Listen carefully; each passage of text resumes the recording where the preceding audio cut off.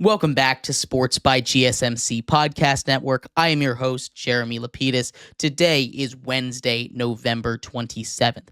If you were just tuning in, we just finished going over the Daniel Jones to the Vikings. He finds a new home as a backup quarterback behind Sam Darnold. In this segment, we turn our attention to the NBA. We talk all about our power rankings. It's been a week, every Wednesday. This is week 6. New changes at the top, changes at the bottom. Find out in a second. But before we do, remember, if you would like to be an even bigger part of the show than you already are, all you need to do is go to gsmcpodcast.net. Or if you are on YouTube, you can use that super chat feature. You can use that super chat feature. If you do either of those two things, a message should pop up on the bottom of the screen for you, me, and everybody else around the world to see. If you have a burning question about sports, anything at all that you would like to ask, throw that in the comments. Throw it in the chat. I will get to it as soon as I possibly can. I appreciate everybody so much for sticking around, talking some sports with me here on a beautiful Wednesday, November 27th. But like I was saying, in this segment, we are going to get into some NBA power rankings. And starting off right off the bat, it's the losingest team in basketball. 12 straight losses for the Washington Wizards. They've only won against one team all season. It was back-to-back wins against the Atlanta Hawks to get to 2-2. Don't look now, 12 straight losses for them.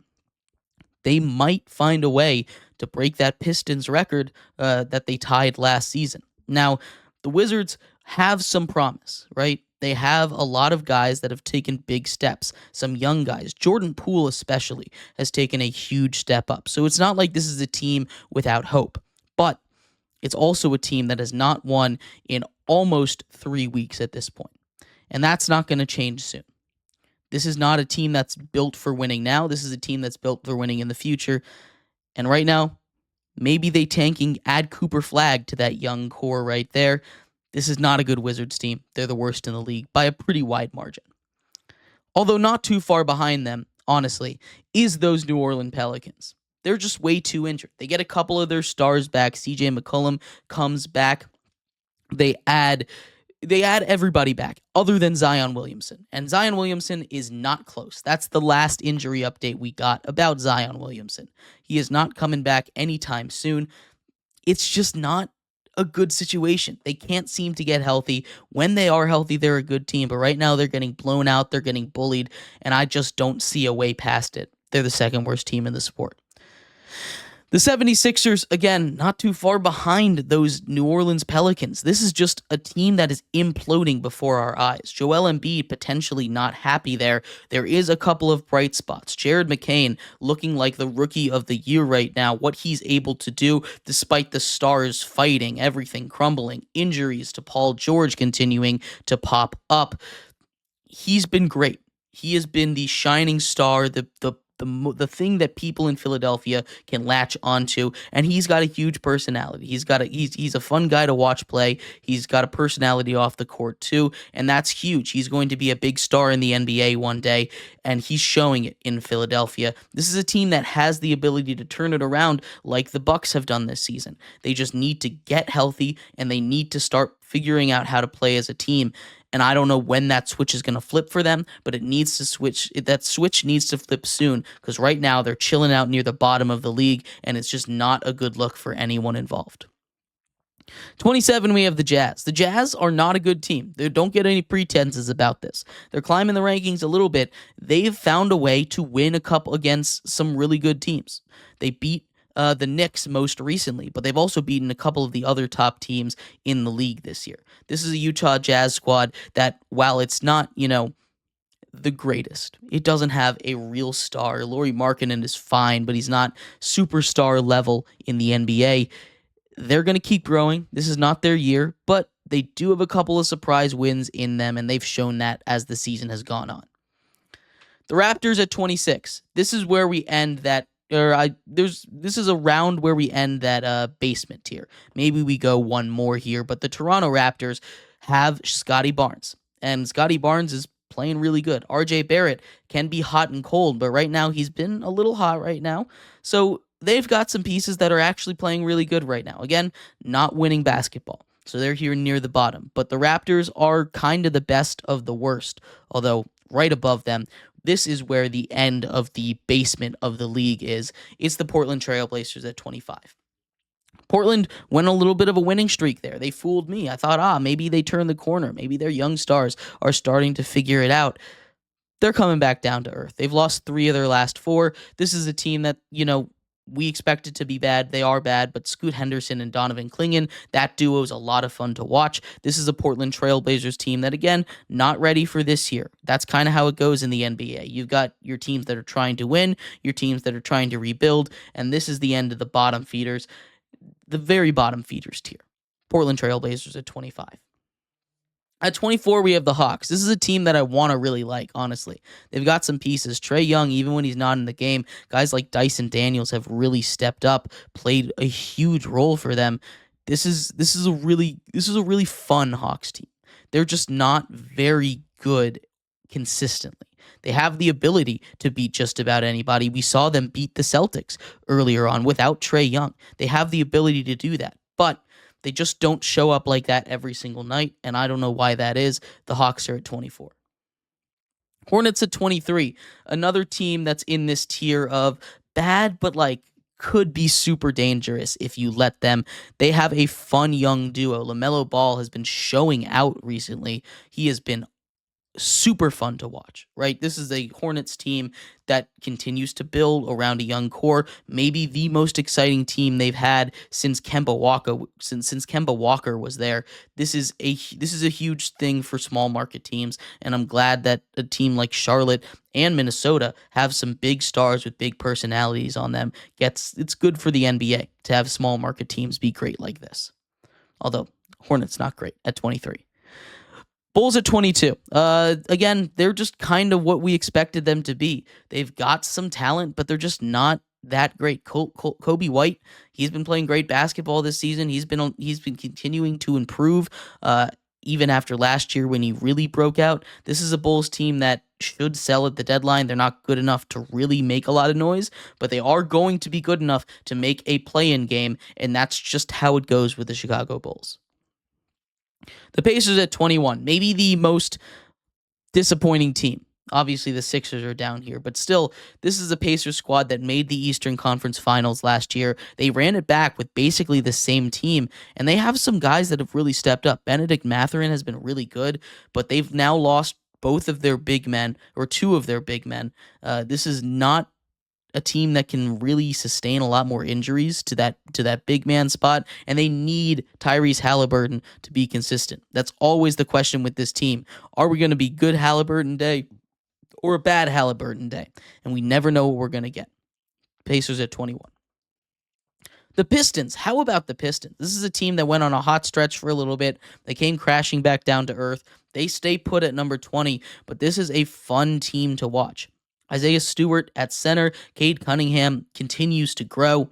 Jaden Ivey over there. This is just a fun team with a lot of young stars. They finally started to figure out how to use them this year because it's basically the same team from last year. Basically, couple of tweaks here and there with some of the role players, but the big guys are all the same, and you see the vision with this Pistons squad. They could be good in the next couple years.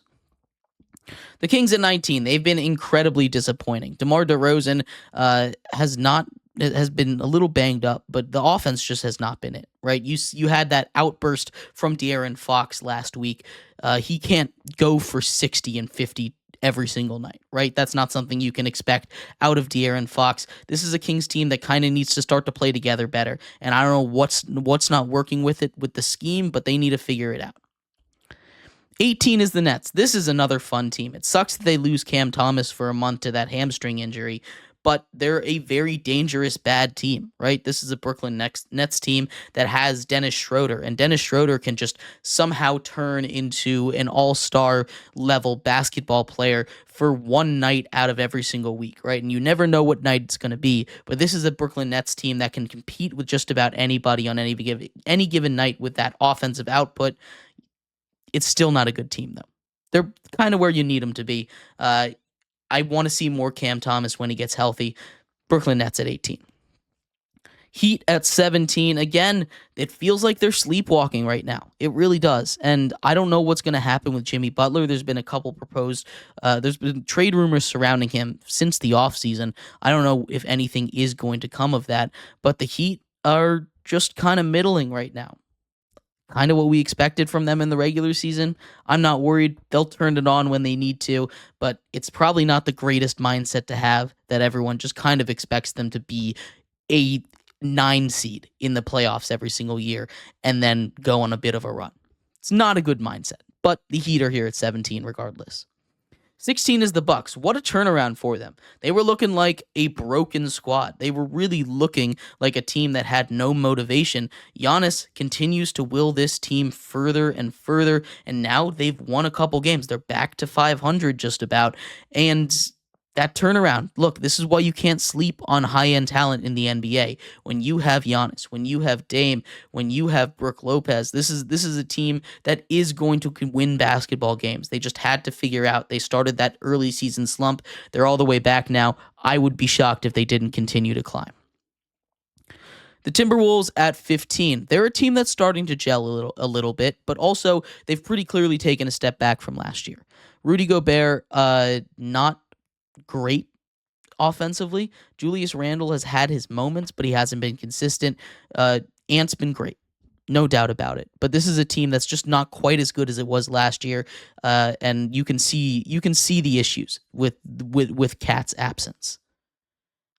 The Spurs at 14, they've won 4 straight games now, 2 of those without Victor Wembanyama, but Victor Wembanyama, when he's out there on the court, has been awesome. His connection with Chris Paul, you have Stephon Castle setting career highs for points in the NBA Cup. This is a fun Spurs team, and they are only getting better as the season goes on. I can't wait to see where they finish up. Lakers at 13. I think this Lakers team just wants to continue to prove me wrong wherever I put them. I put them in the top 10. They have a week where they go 1-3. I put them in number 15. They go 4-0 that week, right? They just continue to do the opposite of what I expect them to do, but they're starting to find their water level a little bit, I think. They're probably going to finish up around the 10th spot in the league. They'll make the playoffs, and LeBron James can do whatever LeBron James wants in the playoffs. This is a better Lakers team than last year. There's no doubt about it. But this is also a Lakers team that has some of the same issues because it's a very similar team, but definitely better. Coaching absolutely made a huge difference. Lakers at 13. At number 12, we have the Denver Nuggets. And I understand, maybe it's a little bit low to put the Denver Nuggets, but I cannot get over how bad this team is without Jokic on the court. I know Jokic is on the court for 60, 65, 70, 80% of the games, right? I know he is. But this is just a team that I'm worried about without him. And we've seen them, have their bad moments even with him in the game. He's the best player in the world, but I don't know how much longer he can keep doing this, and I'm worried about the Nuggets. 11, we have the Knicks. This is a team that's still trying to figure out how to gel with each other, right? Mikal Bridges has not really been able to get into a rhythm yet. Jalen Brunson continues to be great. You have Cat, who's really found his stroke as a scorer. This is a really good New York team, but I want to see everyone get more comfortable. I want to see that defense improve a little bit. They were supposed to be one of the better defensive teams. They still have been, but I thought the defense would still be a little bit better than it is. At 10, we have the Dallas Mavericks. They've turned it around. Luka continues to play great basketball. That big three of them, if you want, they're that big three of theirs, if you want to call it a big three of Luka, Kyrie, and Klay Thompson, continue to play good basketball most of the time. Klay Thompson's not always on, but when he is, he's on more often than he's not. This is a Mavericks team that I really am scared of. I think the bench has been a lot better this season, and they're back in the top 10. At number 9, we have the Clippers. They have been hotter than just about any other team in the league right now.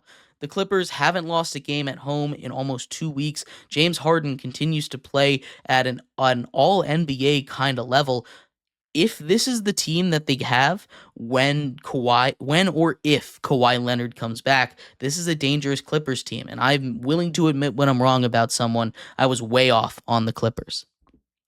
The Phoenix Suns at number 8. They get Bradley Beal and Kevin Durant back, and it shows how much of a difference it makes. Oh my goodness, this team was awful without them. Devin Booker is fine, but he cannot carry the squad on his own. Kevin Durant, Bradley Beal comes back. They blow out the Lakers. Hopefully they can stay healthy because this is a great Phoenix team when those big three are all playing. 7, we have the Magic. Franz Wagner, Mo Wagner, the Wagner brothers have really held down the fort without Paolo Banchero. They started off slow, but now they're climbing back up there. They keep winning games, and that is huge for the Magic. Once they get Banchero back, this is going to be a top 5 team in the NBA.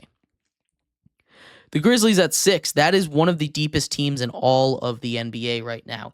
Even without Ja for a little bit, the rookies have really stepped up, and they can put out their bench lineup and still be able to pull ahead of teams right now. They're at number 6. At number 5, it's the Warriors. You want to talk about a deep lineup, it's the Warriors. Losing Melton is not great for them, and I'm really worried about them blowing these late leads that they have.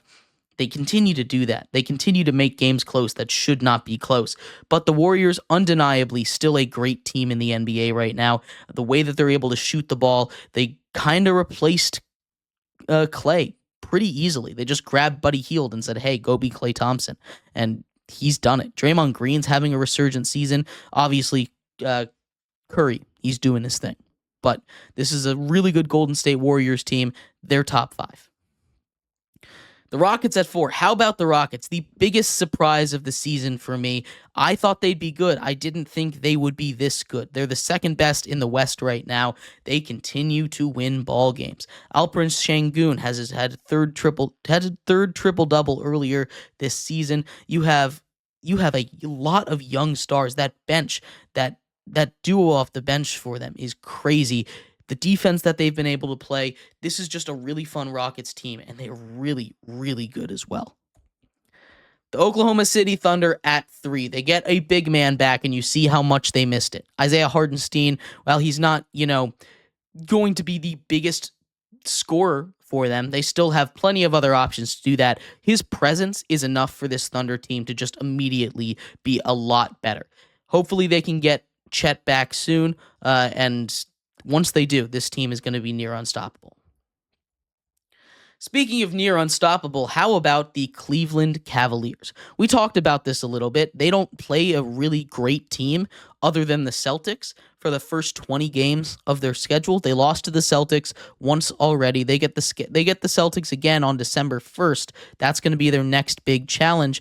We will see what happens then, but they bounce back really good. They still only have that one loss on the season, and this is a Cleveland Cavaliers team that is for real. This is a great Cavs team, and they have a real shot of beating the Celtics in the East this year. But the Celtics are still number 1. They got back Kristaps Porzingis, which means they're only getting better. They're not even at their potential right now, and that is extremely scary for me to think of. I do not want to think about that a little bit, but they're a really good team. They won the championship. They continued to get better. They brought in reinforcements, and they're the best team in basketball by a pretty wide margin. Boston Celtics at number 1. But let me know what you think. I'd love to hear your thoughts on the NBA. Who do you think the best team is? What's your top 10? Go ahead and throw that in the comments. We're going to take a quick break. When we come back, we turn our attention to the Thanksgiving football games. There are 3 games on the docket for it. We will break down each and every single one, final score predictions, and how I think they're going to go. Stick around for that. We'll be right back here on Sports by GSMC Podcast Network.